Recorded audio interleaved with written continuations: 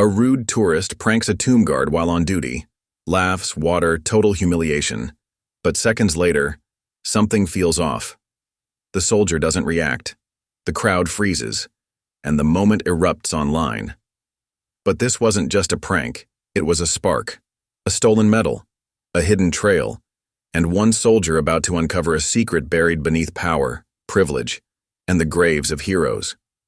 What connects a viral prank to a crime no one was supposed to find? Every time I see your comments, I'm reminded how stories connect us across distances, backgrounds, and hearts. If values like respect, courage, and compassion still guide you, then you're part of this story too. The early morning sun cast long shadows across Arlington National Cemetery as Miguel Tank Rodriguez began his guard duty at the tomb of the unknown soldier. His polished black shoes moved with practiced precision. 21 steps, turn, 21 seconds of silence. Turn again. The ritual was as familiar to him as breathing. At 6 feet and 2 inches tall with broad shoulders that earned him his nickname, Miguel cut an imposing figure in his sharply pressed uniform. The small scar above his left eyebrow caught the morning light, a permanent reminder of the day he lost everything in Iraq. Each measured step carried the weight of memory. 3 years ago, he had been leading his squad through what should have been a routine patrol. The flash, the deafening boom, the choking dust. It all came rushing back as he marched. He alone had survived the IED blast that took his entire team. Sometimes he still heard their voices in his dreams. Martinez cracking jokes, Williams talking about his baby daughter, Martinez showing photos of the restaurant his parents owned back home. But here, at the tomb, Miguel found purpose in his pain. Every precise movement honored not just the unknown soldiers beneath the white marble, but also the brothers he had lost. The sacred duty helped quiet the voice in his head that constantly asked, "Why did I survive when they didn't?" Around him, Arlington National Cemetery was preparing for Memorial Day. Workers carefully placed small American flags at each of the more than 400,000 graves, creating waves of red, white, and blue across the gentle hills. The sight always caught in Miguel's throat, each flag representing a story, a sacrifice, a family forever changed. A familiar figure in army dress uniform approached as Miguel completed another set of 21 steps. Lieutenant Sheila Santos stood at a respectful distance, her dark hair pulled back in a regulation bun, warm brown eyes watching his ceremony. She understood the significance of his duty in a way few others could. Their relationship had grown slowly over the past year, built on a foundation of shared service and mutual respect.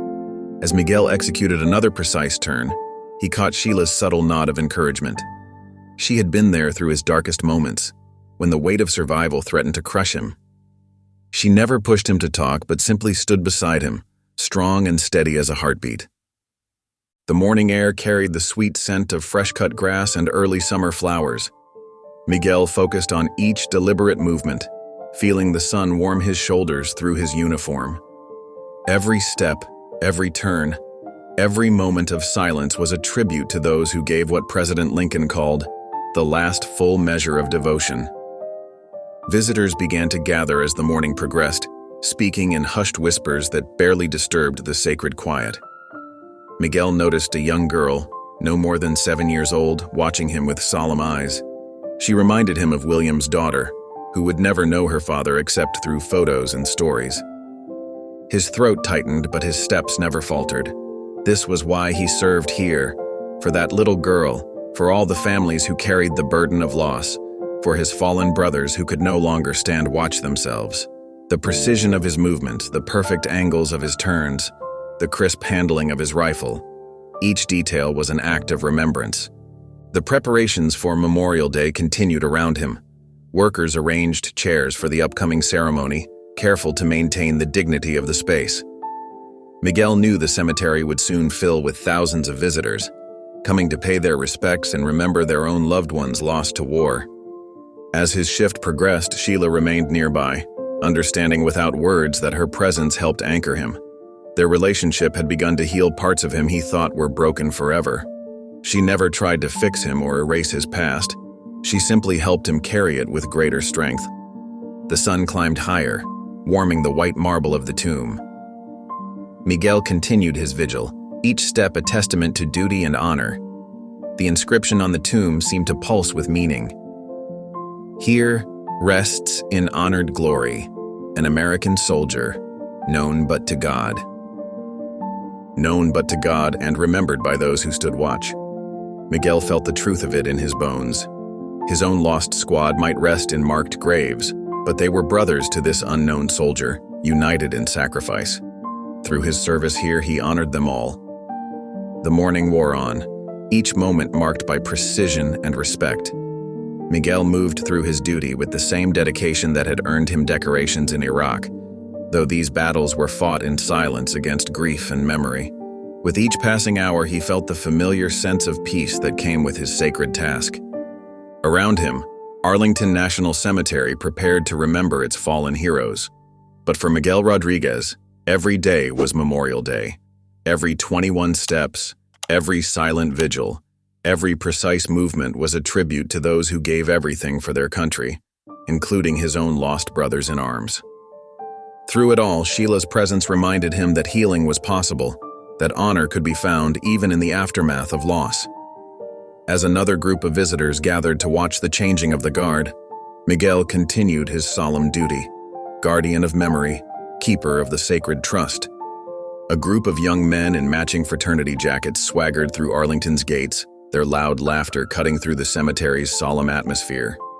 At their center walked Braden Hartwell, his designer sneakers worth more than most people's monthly rent.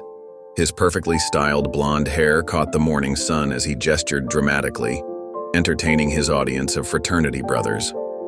"Welcome to Military Tourism 101, gentlemen," Braden announced with a smirk, pulling out his phone to start recording. "Time to see how the other half lives, or dies, I guess." His friends chuckled, though a few looked uncomfortable with his tone. Braden's expensive clothes couldn't quite hide the chip on his shoulder. Just that morning, his father Richard had called to lecture him again about responsibility and family legacy. The great Richard Hartwell, billionaire defense contractor and former Marine, never missed a chance to remind Braden how he failed to measure up. "Did you know my old man's company made half the weapons buried with these guys?" Braden said, waving his hand at the endless rows of white headstones. "He loves to talk about serving your country while he counts his millions from Pentagon contracts." The bitter edge in his voice made even his fraternity brothers exchange glances. They all knew about Richard Hartwell. His face was always in the business news, standing in front of American flags while announcing new military contracts. His son's resentment was an open secret among the fraternity. As they approached the tomb of the unknown soldier, crowds were already gathering for the Memorial Day ceremony. Families in their Sunday best stood shoulder to shoulder with veterans wearing caps covered in military pins. The air hummed with respectful whispers. "Oh man, check out this guy," Braden snickered, pointing at Miguel during the changing of the guard. "So serious, like anyone cares about this show anymore." He pulled out his phone, recording as Miguel executed his precise movements. "This'll get tons of views," Braden muttered. "Just needs something extra." That's when he noticed the water gun in his backpack, a high-powered super soaker he'd bought for a pool party. A grin spread across his face as he imagined the viral potential. Even his frat brothers seemed uncertain as he pulled it out. "Dude, maybe not here," one whispered. But Braden was already moving forward, desperate to prove himself somehow, to show he wasn't just Richard Hartwell's disappointing son. Miguel was mid-turn, rifle on shoulder, when the stream of water hit him square in the chest. His uniform darkened instantly, water dripping down his face, but his expression never changed. His movements remained precise, disciplined. "Lighten up, toy soldier!" Braden shouted, laughing as he continued spraying. The crowd gasped in collective shock. Several veterans stepped forward, their faces dark with anger. "How dare you!" An elderly woman in a Gold Star mother's pin cried out. "This is sacred ground!" Parents pulled their children close, shielding them from the display of disrespect. Phones came out, recording Braden's actions rather than Miguel's dignity in the face of humiliation. Miguel completed his 21 steps, turned, and stood at attention, water still running down his face. His discipline in the face of disrespect only seemed to anger Braden more. "What's wrong, soldier boy? Too programmed to react?" Braden taunted, but his voice wavered slightly as he realized the crowd's mood had turned against him. Security was already pushing through the masses toward him. His fraternity brothers backed away, leaving him alone in the spotlight he'd so desperately wanted. The water gun hung limp in his hands as cemetery police approached. Through it all, Miguel maintained his post, standing straight and tall despite his soaked uniform. Each drop of water that fell from his face seemed to land with the weight of dishonor on the sacred marble of the tomb. The crowd's anger was palpable now. Veterans stepped forward, their faces tight with controlled fury. Mothers who had lost sons in war watched with tears in their eyes. Children who had come to honor fallen parents stared in confusion at this display of disrespect. As security led Braden away, his face had lost its arrogant smile. The reality of what he'd done was starting to sink in, but his pride wouldn't let him admit it yet. He kept his chin up, trying to look unbothered even as people in the crowd called out in disgust. Miguel remained at his post until his relief arrived, executing every movement with perfect precision despite his sodden uniform. Not once did his expression change. Not once did he acknowledge the disrespect shown to him in the sacred ground he guarded. The ceremony continued, but the mood had been forever altered. The crowd watched Miguel complete his shift with a new understanding of the dedication it took to guard this hallowed ground. His dignity in the face of humiliation spoke louder than Braden's childish prank ever could. As Miguel marched away after being relieved, his wet footprints marked each step, 21 perfect paces, never wavering, never faltering. The water might have soaked his uniform, but it couldn't touch his honor. Miguel sat in the cemetery administrator's office, his wet uniform still clinging uncomfortably to his skin. The American flag behind the desk seemed to watch him with disappointment as Colonel Richards delivered the news. "I'm sorry, Sergeant Rodriguez, but we have to suspend you pending investigation. It's standard protocol after any incident at the tomb." The colonel's voice was sympathetic, but firm. Miguel's jaw tightened. "Sir, I maintained my post. I didn't break protocol."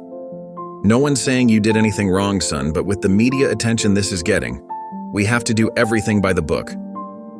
Miguel's phone buzzed again, the 20th notification in the past hour. The video was spreading like wildfire across social media. His sacred duty had become viral entertainment, and there wasn't a thing he could do about it. Outside the office, Sheila waited, still in her dress uniform. Her face softened with concern when she saw his expression. "How bad?" "Suspended until further notice," Miguel said quietly, his shoulders rigid with tension. "They need to investigate the incident." The last word came out bitter. Sheila touched his arm gently. "You did everything right, Miguel. Everyone who was there saw that." "Then why does it feel like I failed them?" His voice cracked slightly. "Failed my brothers?" They walked together through the cemetery grounds, now empty of visitors. News vans lined the street outside the gates, their satellite dishes reaching toward the darkening sky like accusing fingers. Back at Miguel's apartment, the television blared with coverage of the incident. Every major network seemed to be running the clip on repeat, that steady stream of water arcing through the sacred air, striking him as he maintained his vigil. The perpetrator remained just out of frame, only his expensive sneakers and fraternity letters visible. Military veterans groups are demanding action after this shocking display of disrespect at one of America's most sacred sites, a news anchor announced. The unknown assailant's fraternity jacket has sparked a nationwide hunt to identify the perpetrator. Sheila muted the television as Miguel paced the small living room. "You need to eat something," she said. "You've been in that wet uniform all day." "I should be at my post," he muttered. "Instead, I'm hiding in here while some rich kid makes a mockery of everything we stand for." "You're not hiding," Sheila corrected firmly. "You're following orders, same as always. The best thing you can do right now is let the system work." Miguel stopped at his window, looking out at the city lights. "You know what the worst part is? All those people watching the video, they're not seeing the tomb. They're not seeing what it represents. They're just seeing some guy getting sprayed with a water gun. It's all just entertainment to them." Sheila stepped beside him. "That's not true. Look at the comments.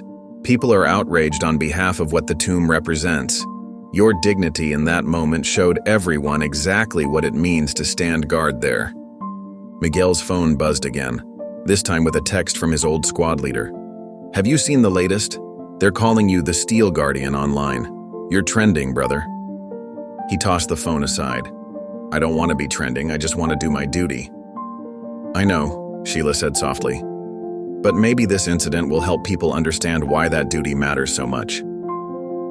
The next few days brought a flood of media requests. Every morning, reporters camped outside Miguel's apartment, shouting questions about how it felt to be a symbol of military dignity under assault. The cemetery's public affairs office handled all inquiries, leaving Miguel to wrestle with his forced inaction. He spent hours at the gym, trying to burn off his frustration.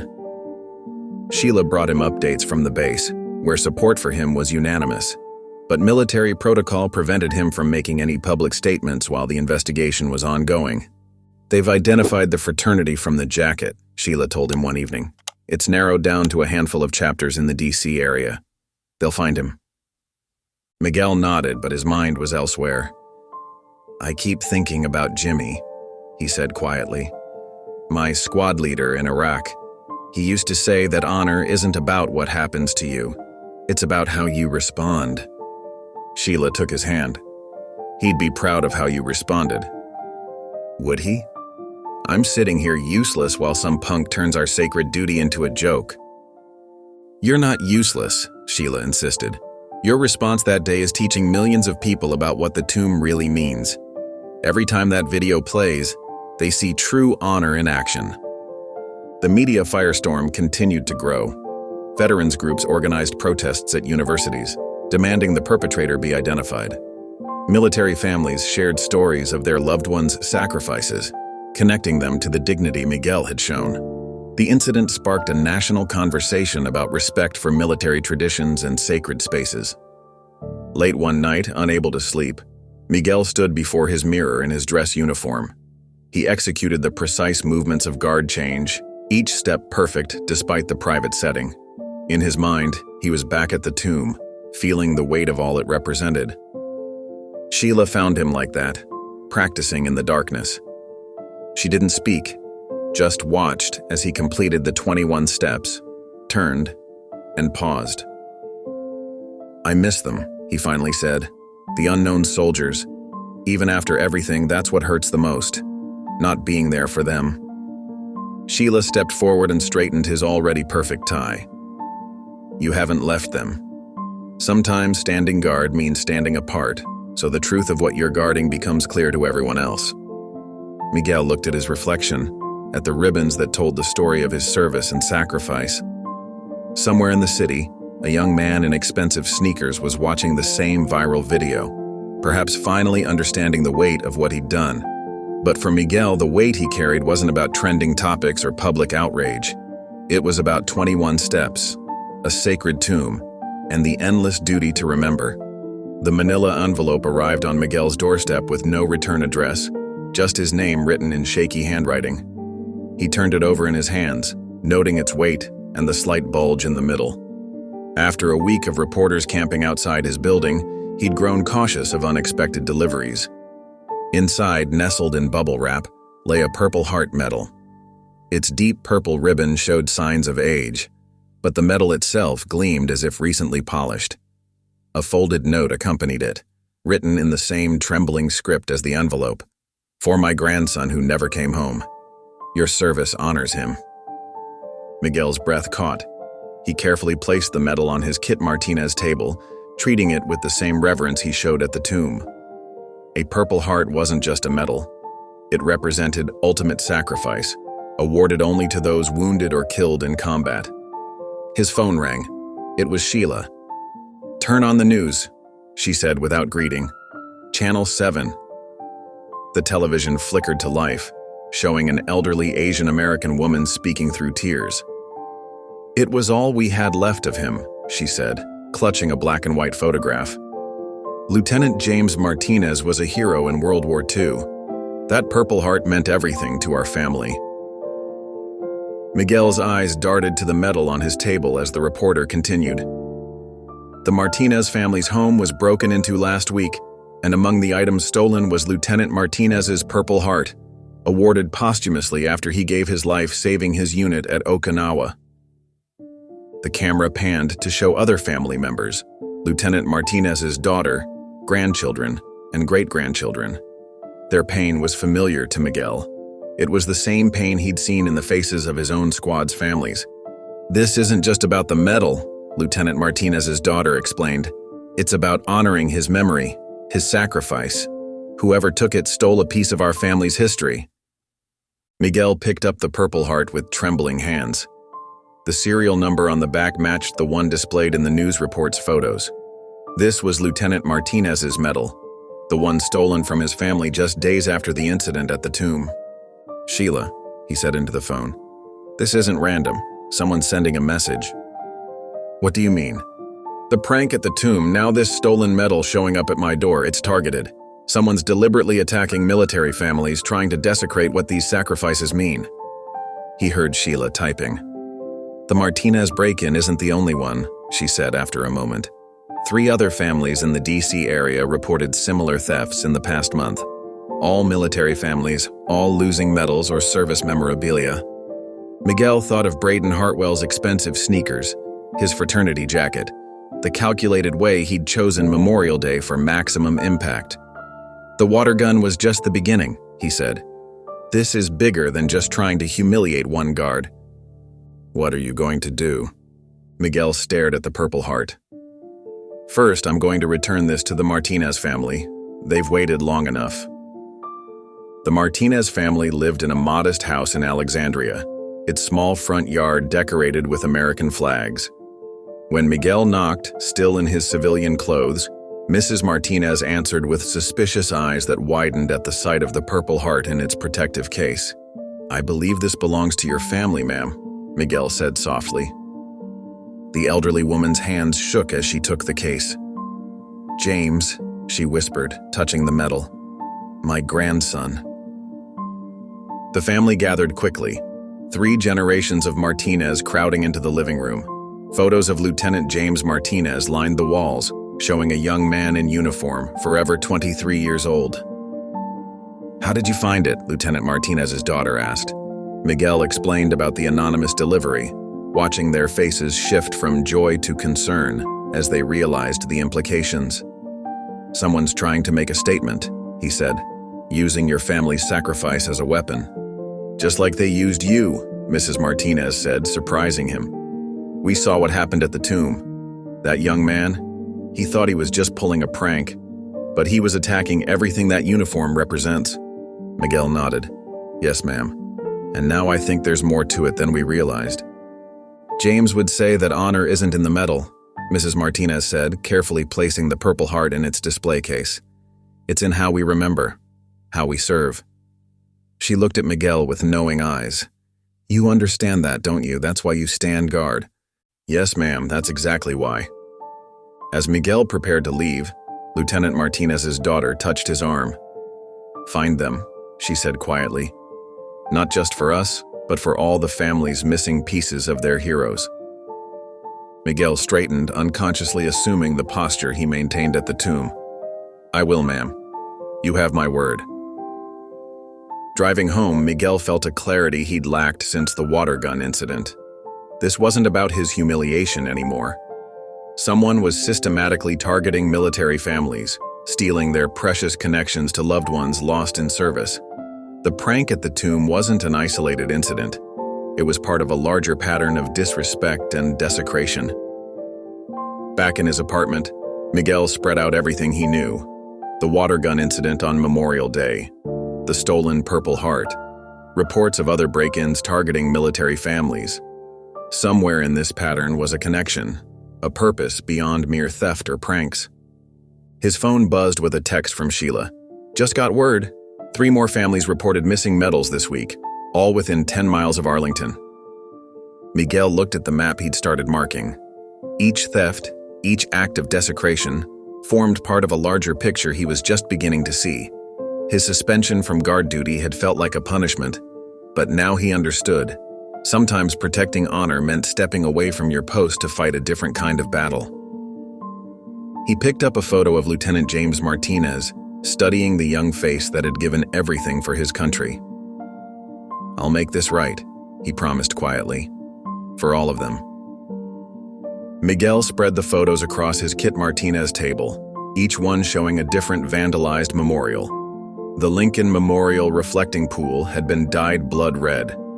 The Korean War Veterans Memorial's steel statues were spray-painted with cruel messages. The World War II Memorial's fountains had been filled with oil. In every security camera image, the same expensive sneakers appeared, identical to those worn by his attacker at the tomb. White leather with gold trim, limited edition shoes that cost more than most people's monthly rent. Sheila had helped him gather the police reports using her military connections. "Look at this," she said, pointing to timestamps. "All the vandalism happened between midnight and 4 in the morning, always on weekends." Miguel nodded, his military training kicking in as he analyzed the pattern.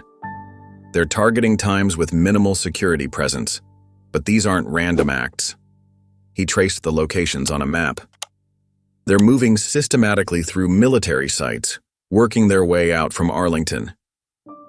He'd spent the past week visiting affected families. The Washingtons had lost their father's Silver Star.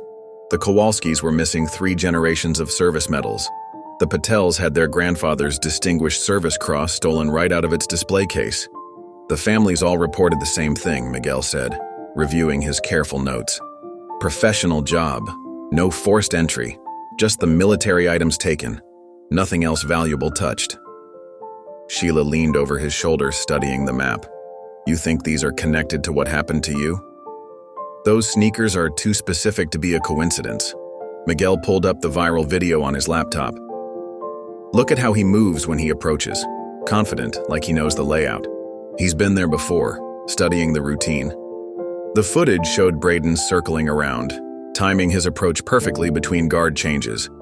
Not the actions of someone pulling a spontaneous prank. Miguel had visited each vandalized memorial, his guard training helping him spot details others might miss.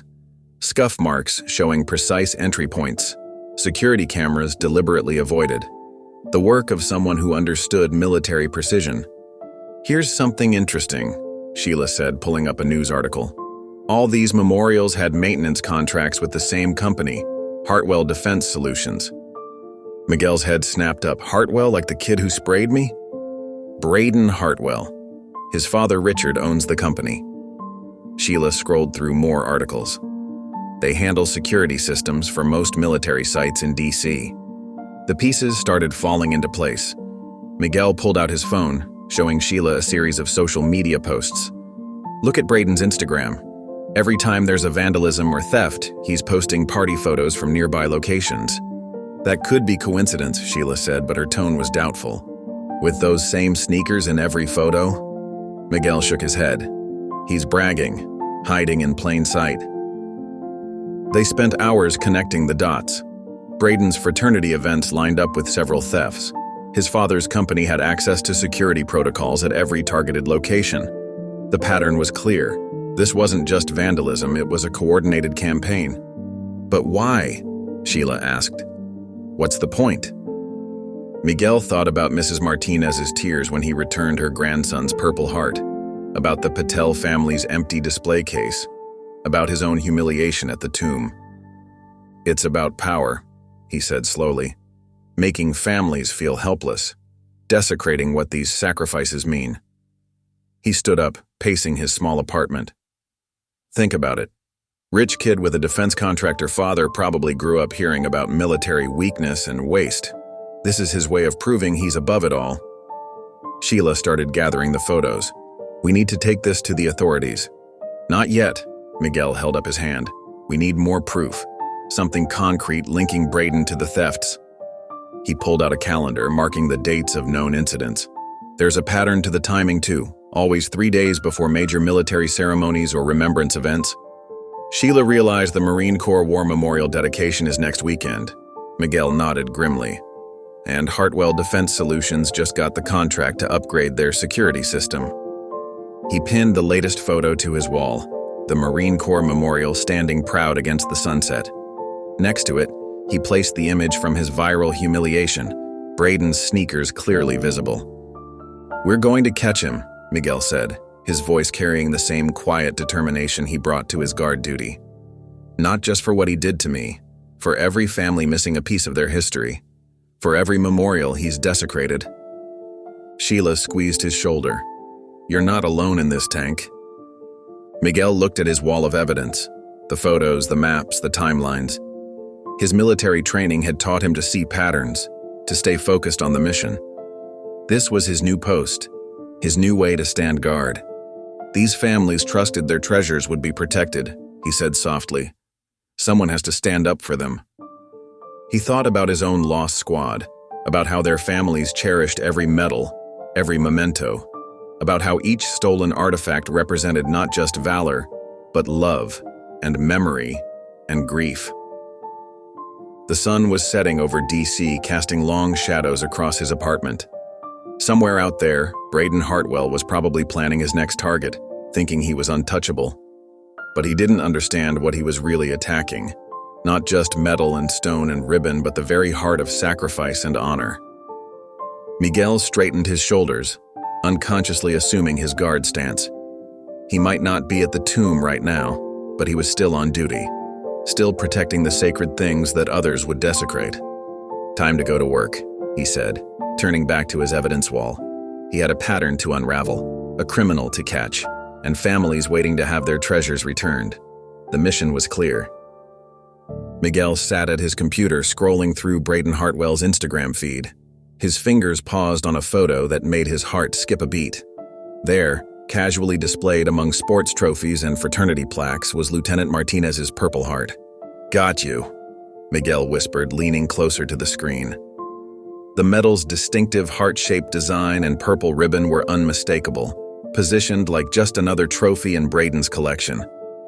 He clicked through more photos, his military training helping him spot details others might miss. A distinguished service cross that matched the Patel's missing medal. The Washington Silver Star, half hidden behind expensive sneakers in what looked like a dorm room photo. Sheila, who had been examining financial records on her laptop, looked up. "Miguel, you need to see this. Hartwell Defense Solutions has been getting contracts for historical preservation at every site that's been hit." Miguel moved to look over her shoulder. The contracts were perfectly legitimate on the surface, routine maintenance and security upgrades for military memorials. But the timing was suspicious, always just before items went missing. "Look at these invoices," Sheila said, pointing to her screen. "They're billing for specialized storage of historically sensitive materials during renovations. Perfect cover for moving artifacts off-site." Miguel pulled up another browser tab, searching through collector forums. There they were, military medals and decorations listed as authentic wartime memorabilia on exclusive auction sites.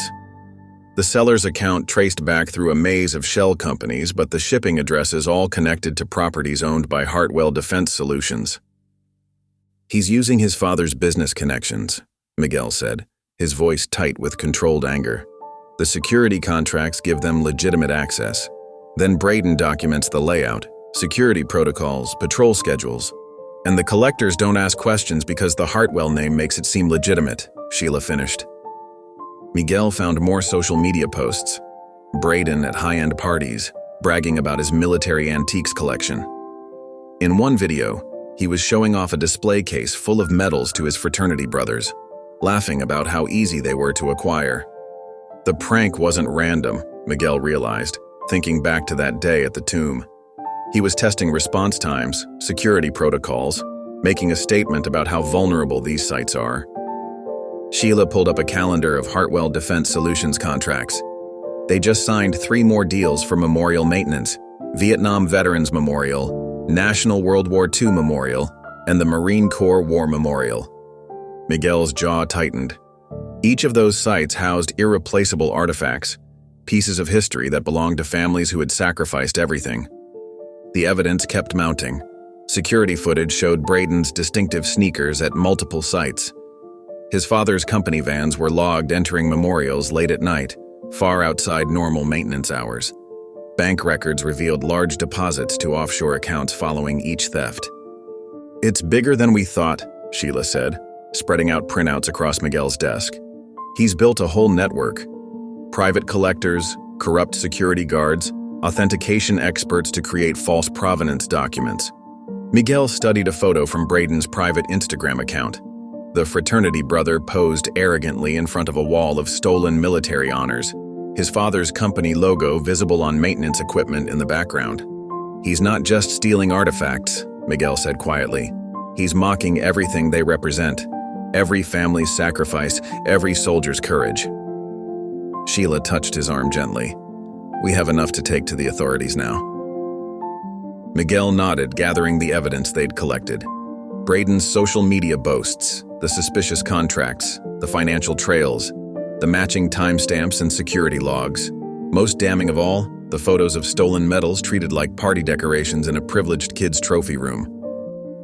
"3 generations of my family served," Sheila said, her voice hard. "Those medals, those memorials, they're not just metal and stone. They're promises we made to remember." Miguel thought about his own lost squad, about Mrs. Martinez's tears when she got her grandson's Purple Heart back, about all the families still missing pieces of their history.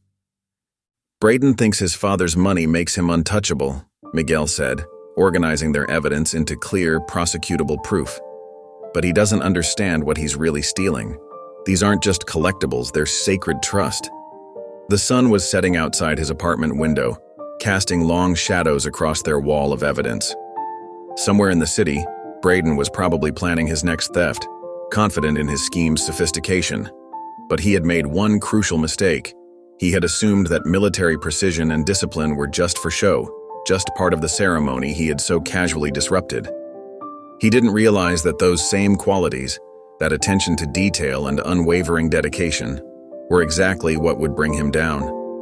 Miguel had tracked every post, every contract, every connection. The evidence was undeniable. "Time to make the call," Miguel said, reaching for his phone to contact the authorities. His hand was steady, his voice calm. This wasn't about revenge for his humiliation at the tomb. It was about protecting something far more precious, the honor of those who had given everything and the families who kept their memories alive. The elegant dining room of Café Milano buzzed with the quiet conversations of Washington's elite. Miguel stood just inside the entrance, his military bearing a stark contrast to the casual wealth around him. Through the window, he could see Braden Hartwell holding court at an outdoor table, surrounded by admiring friends as he showed off his latest designer watch. Miguel had tracked him here through his Instagram stories. Braden couldn't resist broadcasting his privileged lifestyle. Taking a deep breath, Miguel activated the recording app on his phone and walked purposefully toward the table. "Braden Hartwell," Miguel said, his voice carrying the same quiet authority he used at the tomb. Braden looked up, his expression shifting from annoyance to recognition. "Well, if it isn't the toy soldier," he smirked, leaning back in his chair. "Come to give us another performance?" The fraternity brothers around him snickered, but Miguel noticed how several of them avoided eye contact, perhaps remembering the public outrage over the water gun video. "We need to talk about Lieutenant Martinez's Purple Heart," Miguel said evenly, "and the other medals you've been stealing." Braden's smile didn't waver, but something flickered in his eyes. "I don't know what you're talking about, and you're interrupting my lunch." He waved dismissively. "Security?" "I have proof," Miguel continued, pulling out his phone. "Photos from your own social media, shipping records, bank transfers, all connecting back to you and your father's company." Now Braden's friends were shifting uncomfortably in their seats. One quietly gathered his things and left. "You're harassing me," Braden declared loudly, clearly playing to the growing audience of diners. "I'll have you arrested. My father's lawyers will—" "Your father's lawyers can't hide what you've done," Miguel cut in. "Stealing from military families, using maintenance contracts to case memorial sites, selling medals to private collectors." Braden stood up suddenly, his chair scraping against the pavement. "You don't know anything about my father or his business. You're just some guard who couldn't hack it in real combat." The words were meant to sting, but Miguel didn't flinch. "I know you're using Hartwell Defense Solutions contracts to get access to restricted areas. I know you time your thefts around scheduled maintenance, and I know exactly where each stolen medal ended up." Prove it, Braden sneered, but his voice had lost some of its confidence.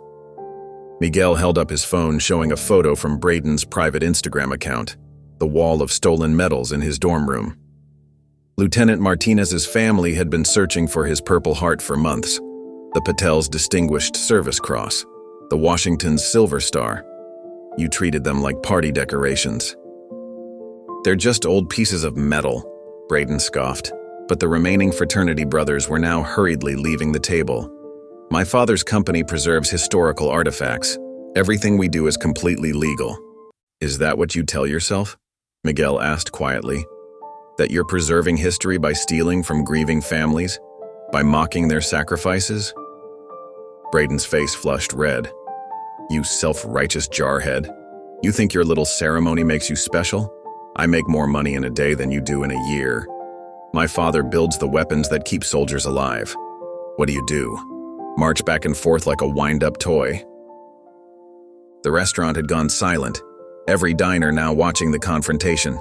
Miguel could see phones recording, but he kept his focus on Braden. I honor the dead, Miguel said simply. You profit from their family's pain. Honor? Braden laughed, but there was a brittle edge to it. You want to talk about honor? My father's been serving this country longer than you've been alive.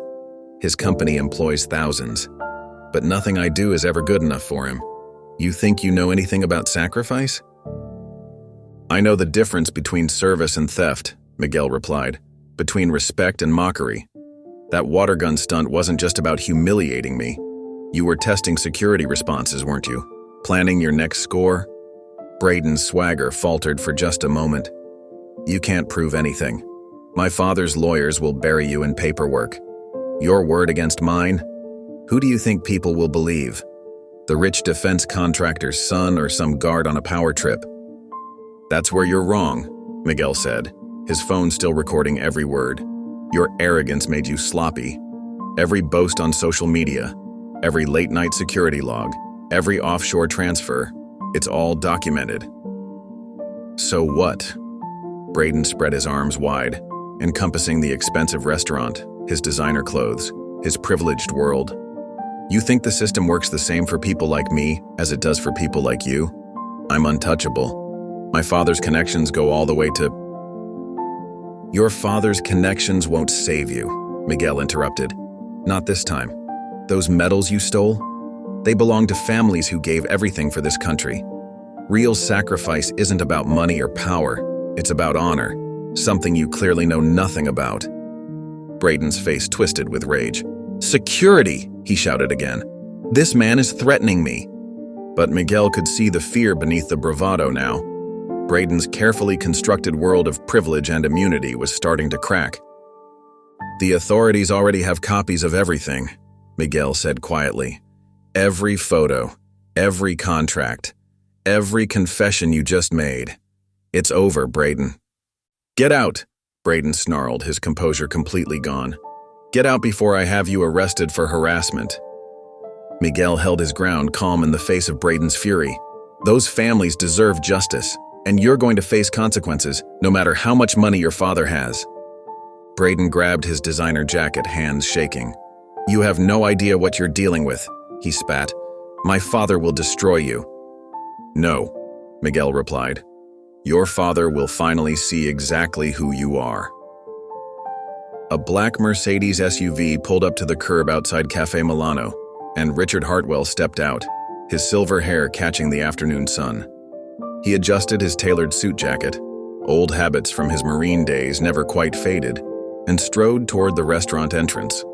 The commotion on the patio had drawn his attention, and he recognized his son's voice raised in anger. As he approached, Richard spotted Miguel Rodriguez, the guard from that viral video his employees had been discussing all week. But it was Braden's next words that stopped him cold. Those medals were just collecting dust, Braden was shouting. At least I found buyers who'd appreciate them. Richard froze mid-step. Medals? Buyers? His mind flashed to his private collection, specifically the World War II Purple Heart he'd acquired last month through his usual dealer. Mr. Hartwell, Miguel said quietly, noticing him first. Your son has something to tell you about those military artifacts in your collection. Braden spun around, his face draining of color.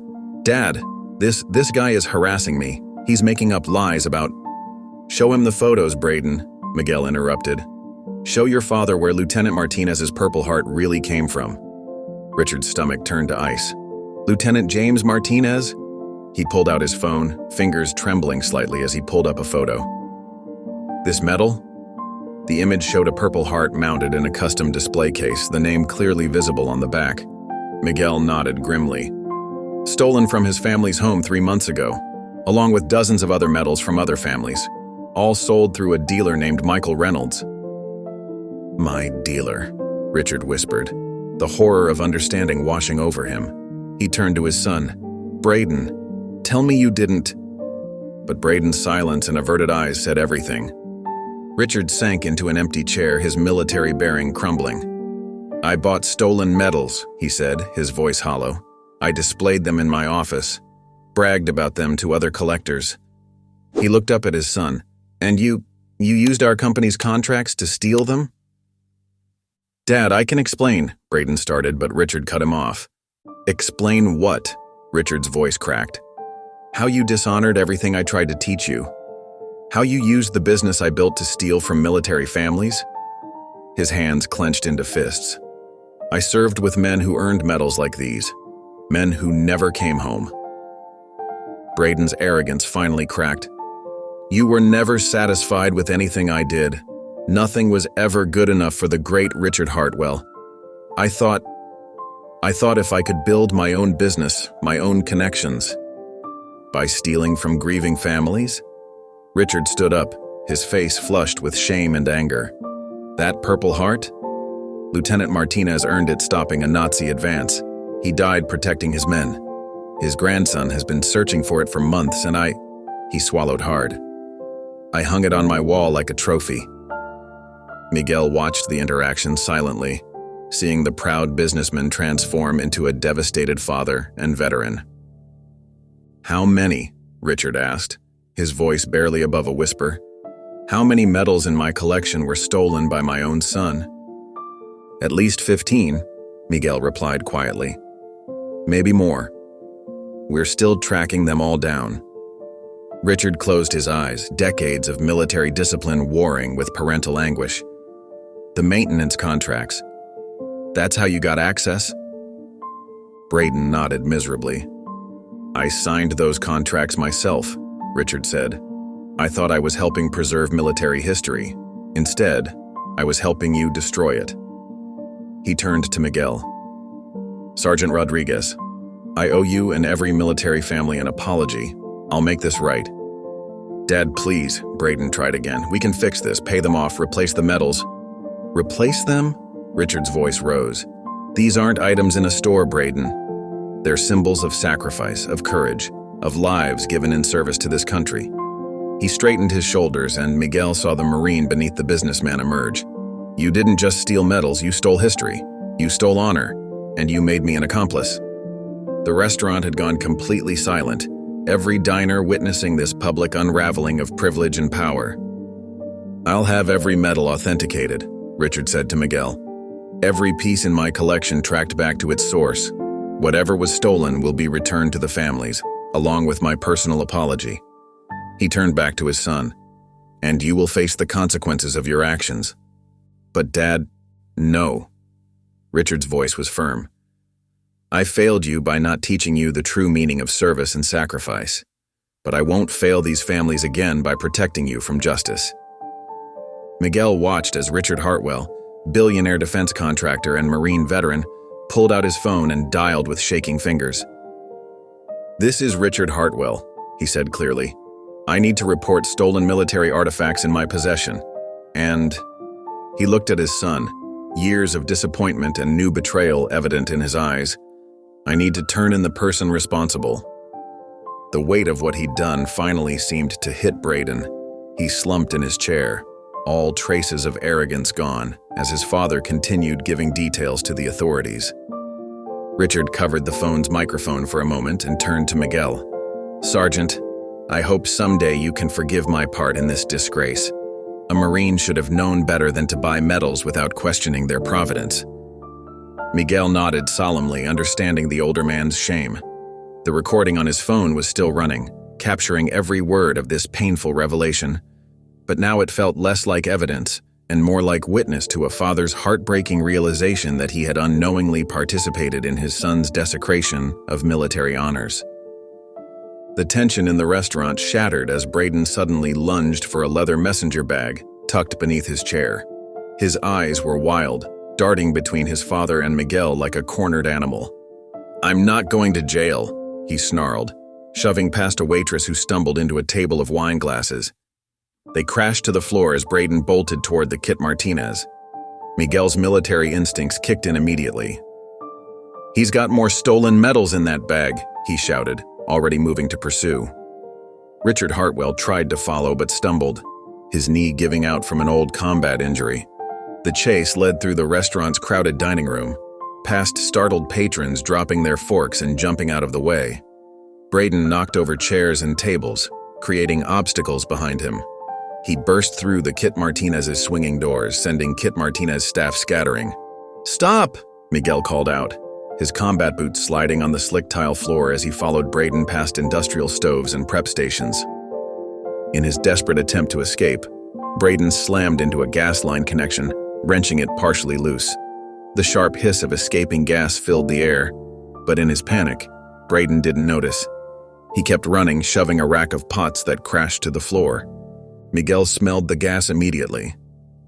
"Everyone out!" he shouted to the Kit Martinez staff.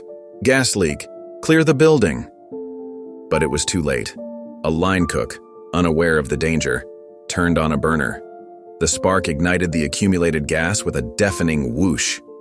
The explosion rocked the entire building. Miguel was thrown backward, his head cracking against a steel counter. Through ringing ears, he heard screaming. Smoke filled the air as fires erupted across the Kit Martinez. The blast had blown out windows and compromised support structures. The building was groaning ominously. Dazed, Miguel pushed himself to his feet. Blood trickled down the side of his face, and his left arm hung awkwardly. The Kit Martinez was an inferno, but he could hear cries for help from the dining room. His military training took over, pushing aside the pain. He stumbled toward the dining room, where thick smoke made it hard to see more than a few feet ahead. "Is anyone here?" he called out, coughing. "Call out if you need help." "Help!" a weak voice responded. "Over here!" Through the smoke, Miguel spotted an elderly man in a wheelchair, trapped behind an overturned table. The man's Vietnam veteran cap was askew, and he was struggling to free his chair from the debris. Miguel rushed over, ignoring the stabbing pain in his arm. "I've got you, sir," he said, quickly assessing the situation. The wheelchair was pinned by a heavy beam that had fallen from the ceiling. More voices called out from different corners of the room. A mother and her young daughter were huddled under a table near the windows. A waiter lay unconscious near the bar, his leg clearly broken. The building creaked menacingly. Pieces of ceiling were falling now, and the smoke was getting thicker. Every instinct told Miguel to get out while he still could. His injuries screamed for attention, and he could hear sirens approaching outside. But he couldn't leave them, just like he couldn't leave his squad in Iraq, even though it meant taking shrapnel trying to save them. This time would be different. This time, he would get everyone out. "Ma'am," he called to the mother, "can you and your daughter make it to the front door?" The woman nodded, clutching her daughter close. "Go now. Stay low under the smoke." Miguel turned back to the elderly veteran, straining to lift the beam with his good arm. The pain was excruciating, but he managed to shift it just enough for the wheelchair to roll free. "Let's move, sir." Miguel took control of the wheelchair, navigating through the debris. They passed Braden, who lay unconscious near the bar, the messenger bag still clutched in his hands. Despite everything, Miguel couldn't leave him either. He got the veteran to the door where first responders were arriving. "There's an unconscious man and an injured waiter still inside," he reported to a firefighter. "I'm going back in." "Sir, you're injured," the firefighter protested. "Let us handle it." But Miguel was already turning back into the smoke-filled restaurant. The heat was intense now, and visibility was nearly zero. He dropped to his hands and knees, crawling toward where he'd last seen the waiter. The injured server was starting to regain consciousness. Miguel grabbed him under the arms and began dragging him toward safety, trying to ignore the building's increasingly dangerous groaning. One more, he thought, just one more. He found Braden exactly where he'd fallen. The young man was breathing but completely out in cold. Miguel grabbed both Braden and the messenger bag, knowing those stolen metals needed to be returned to their rightful owners. The ceiling was collapsing in sections now. Miguel half-carried, half-dragged Braden toward the exit, his own strength fading. His lungs burned from the smoke, and his vision was starting to blur. Just a few more feet. The front entrance was barely visible through the smoke when a large section of ceiling came down behind them. The rush of air and debris pushed them forward, and Miguel used the last of his strength to shield Braden's unconscious form as they tumbled out onto the sidewalk. Emergency responders swarmed around them immediately. Miguel tried to speak, to make sure everyone was accounted for, but the words wouldn't come. The last thing he saw before losing consciousness was Richard Hartwell's face, tears cutting tracks through the soot on the older man's cheeks as he watched his son being loaded into an ambulance. Then darkness took him, and Miguel Tank Rodriguez, the guard who never left his post, finally allowed himself to rest. Through the thick smoke and intense heat, Miguel moved with military precision.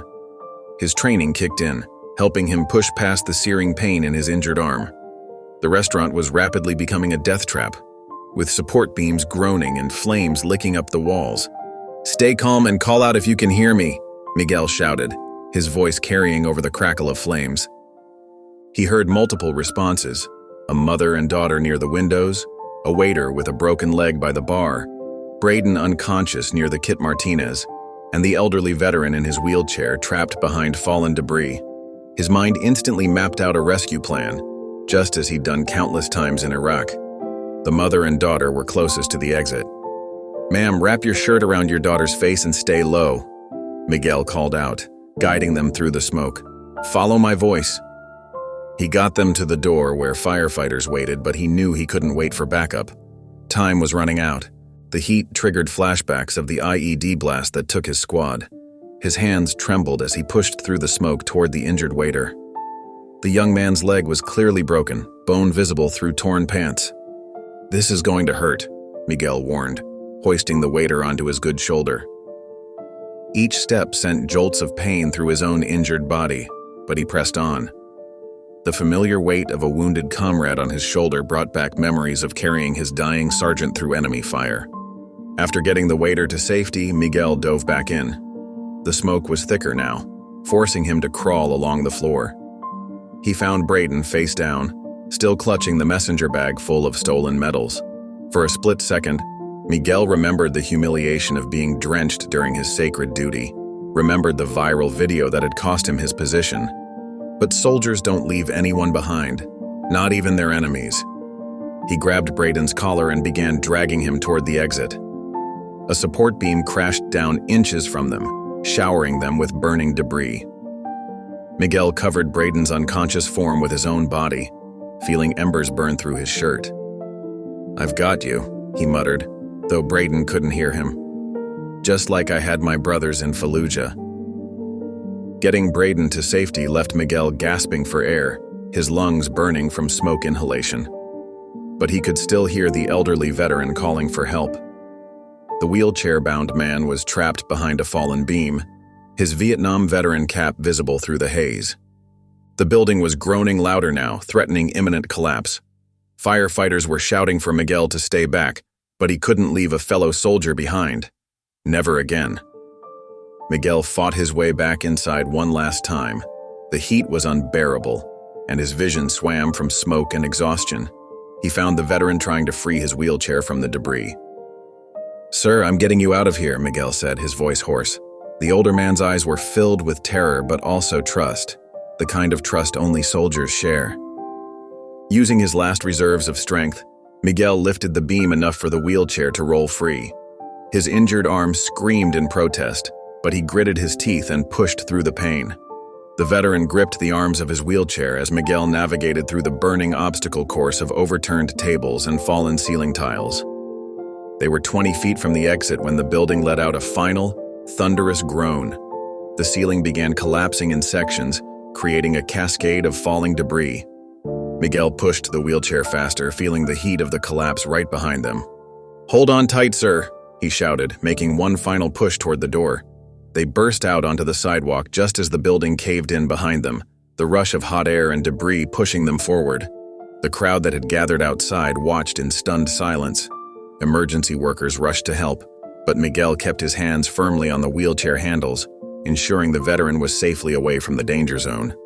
Through the chaos of emergency vehicles and fire hoses, Braden regained consciousness on a nearby stretcher. His designer clothes were torn and burned, his face streaked with soot and tears.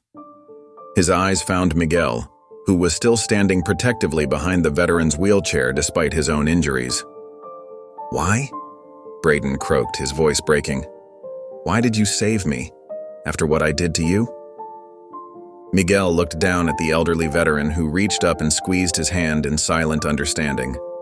Then he turned back to Braden, his expression calm and resolute. "Because that's what soldiers do," he said simply.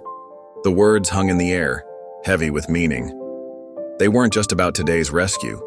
They were about every soldier who had ever sacrificed for others, about every unknown hero lying beneath the marble tombs Miguel had guarded so faithfully.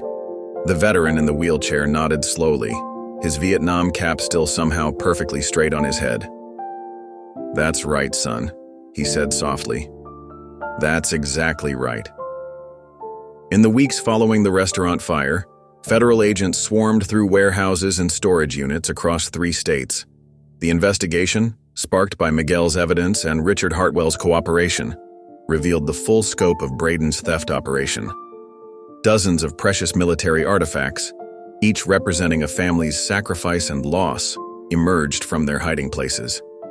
Special Agent Sarah Martinez stood in the evidence room, carefully cataloging each recovered item. Her hands trembled as she lifted her grandfather's purple heart from a protective case. The metal's purple and gold surface caught the fluorescent light, its inscription still clearly visible. Lieutenant James Martinez, for military merit. "I never thought we'd see this again," she whispered, running her finger along the edge. Miguel stood beside her, his arm still in a sling from the fire rescue. The sight of Sarah reuniting with her grandfather's medal made every moment of his investigation worthwhile.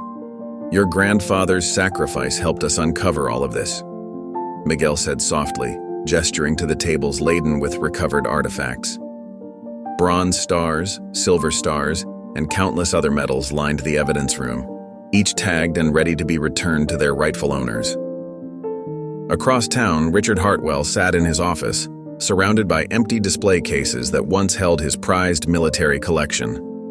The revelation that many of his pieces had been stolen by his own son had shaken him to his core. His secretary brought in another stack of letters from families whose heirlooms he had unknowingly purchased. "I've been such a fool," Richard muttered, running his hands through his silver hair. "All these years, I thought I was preserving history. Instead, I was helping steal it from the people who deserved it most." The door opened and Miguel entered, still moving carefully from his injuries. Richard stood immediately, military training evident in his bearing despite years in the corporate world. "Rodriguez," he said, extending his hand, "I can never thank you enough for what you did. Not just saving my son's life, but opening our eyes to the truth." Miguel shook his hand firmly. "Sir, what matters now is making things right." Richard nodded, gesturing to a folder on his desk. "That's why I wanted to see you. I'm establishing the Hartwell Foundation for Military Heritage Preservation. We'll work to identify and return stolen military artifacts to their rightful families." He paused, looking Miguel directly in the eyes. "And I want to fund your education. You've shown me what true service means. Become a military historian. Help us preserve these stories the right way." Miguel thought of all the families he'd met during his investigation, of their joy at recovering pieces of their loved ones' legacies. "I'd be honored, sir." Across the city, in a veterans hospital, Braden Hartwell pushed a wheelchair down a long corridor. His designer clothes were replaced by simple scrubs, his perfectly styled hair now unstyled and natural. As part of his pre-trial agreement and community service, he spent his days helping the very veterans he had once dismissed. "Looking sharp today, kid," said the elderly veteran in the wheelchair, a World War II survivor named Frank. "But you missed a spot when you were polishing my medals this morning." Braden smiled, a genuine expression that would have been foreign on his face just months ago. "I'll do better tomorrow, sir. Those medals deserve perfect care." The federal prosecutor had agreed to consider a reduced sentence based on Braden's cooperation in recovering all stolen artifacts and his commitment to community service. Each day spent with the veterans slowly chipped away at his former arrogance, replacing it with genuine respect and understanding. In the hospital's recreation room, Braden organized a display case of military medals, each one properly mounted and labeled. His hands, once used to steal these precious items, now treated them with reverence. A small card beside each medal told the story of the soldier who earned it, ensuring their sacrifice would never be forgotten. Back at the federal building, families streamed in throughout the day to reclaim their lost treasures. Miguel watched as mothers, fathers, children, and grandchildren were reunited with pieces of their family history. Each reunion brought tears and stories, building a tapestry of remembrance and honor. An elderly woman clutched her husband's silver star, lost for 15 years. "He would be so happy to know it's home," she said, her voice breaking. "Thank you for bringing him back to me." A young boy held his great-grandfather's bronze star while his mother explained its significance. "This is why we remember," she told him. "This is why we honor their sacrifice." Richard Hartwell stood at the back of the room, watching each reunion with mixed emotions. His own military service had taught him the value of these honors, making his unwitting participation in their theft even more painful. But as he watched families recover their treasures, he saw a path toward redemption, not just for himself, but for his son as well. The Hartwell Foundation's first official act was to create a database of stolen military artifacts, making it easier for families to locate and reclaim their lost items. Richard worked closely with military museums and veterans organizations, turning his corporate expertise toward healing the wounds his family had helped create. Miguel stood at the window of the federal building, watching the sun set over Washington, D.C. His suspension from the tomb of the unknown soldier had ended, but his path had shifted. The sacred duty of guarding the tomb had led him to an even broader mission, protecting and preserving the legacy of all who served. In his pocket, he carried the acceptance letter to Georgetown University's military history program, funded by the Hartwell Foundation. The weight of the letter reminded him that sometimes the greatest honor comes not from standing guard, but from ensuring that no soldier's sacrifice is ever forgotten or dishonored.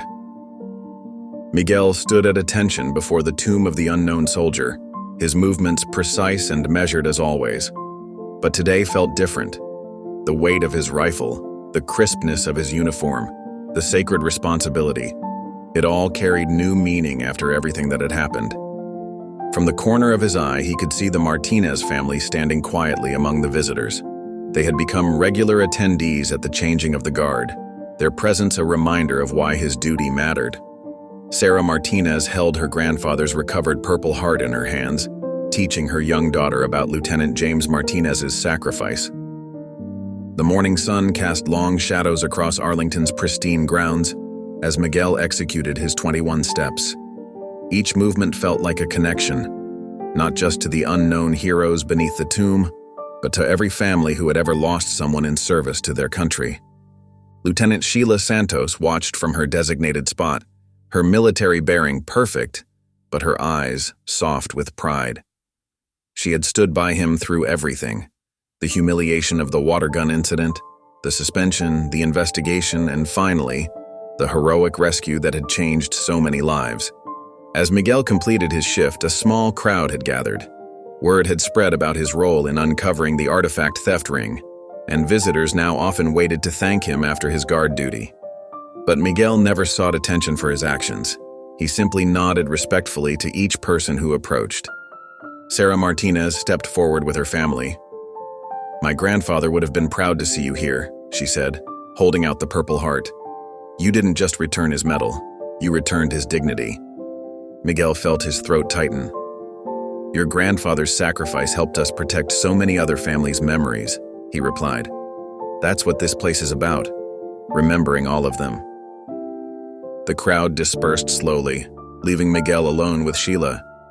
She looked stunning in her dress uniform, and his heart raced as he thought about what he was about to do. They had talked about marriage before, but after everything they'd been through, he knew this was the right moment. "Sheila," he said, taking her hand and leading her closer to the tomb. "This place taught me something important. Honor isn't about being perfect. It's about choosing to do right by others, no matter what it costs you." Her brown eyes widened as he dropped to one knee, producing a simple diamond ring. "You stood by me when my honor was questioned. You believed in me when I doubted myself. Will you marry me?" Tears welled in Sheila's eyes as she looked from Miguel to the tomb and back again. "Yes," she whispered, then louder, "Yes." As he slipped the ring onto her finger, applause erupted from the small group of visitors who had witnessed the proposal. The Martinez family beamed from their spot near the steps, and even the guard who had relieved Miguel broke into a small smile. Miguel stood, embracing Sheila briefly before they both stepped back, maintaining the respectful atmosphere of the sacred site. This place had seen his lowest moment, when Braden's prank had humiliated him in front of hundreds. Now it witnessed his highest, not because of the proposal itself, but because of what it represented, the understanding that true honor comes from service to others. "I know exactly where we're going to hang grandfather's Purple Heart now," Sarah Martinez said, approaching the newly engaged couple, "right next to a photo of this moment, because both remind us what real service looks like." Miguel looked at the tomb, thinking of all the unknown soldiers it represented. His duty had evolved beyond the precise movements and ceremonial guard changes. Now he understood that protecting their memory meant protecting all those who honored their sacrifice, the families who grieved, the veterans who served, and the citizens who came to remember. As the sun climbed higher over Arlington's endless rows of white headstones, Miguel stood with his arm around Sheila, surrounded by the Martinez family and fellow soldiers. He had found something more valuable than his restored reputation, a deeper understanding of what it meant to serve. His duty wasn't just to the unknown soldiers beneath the marble tomb, but to everyone who carried their memory in their hearts. The sacred ground of Arlington had seen his humiliation, his investigation, his redemption, and now, his joy. Through it all, the tomb stood as a reminder that honor wasn't about ceremonies or medals. It was about the choices people made to serve something greater than themselves. Sheila squeezed his hand, her new ring catching the morning light. "Ready for your next shift?" she asked softly. Miguel nodded, straightening his uniform. He would return to his post with new purpose, knowing that every step he took honored not just the unknown soldiers, but all those who kept their memory alive. His duty had become something greater, a commitment to protect and serve all those who understood the true meaning of sacrifice. Thank you for listening. Stories connect us in the most unexpected ways. If you felt that spark today, make sure you're subscribed. I share a new one daily, and the next might change your day.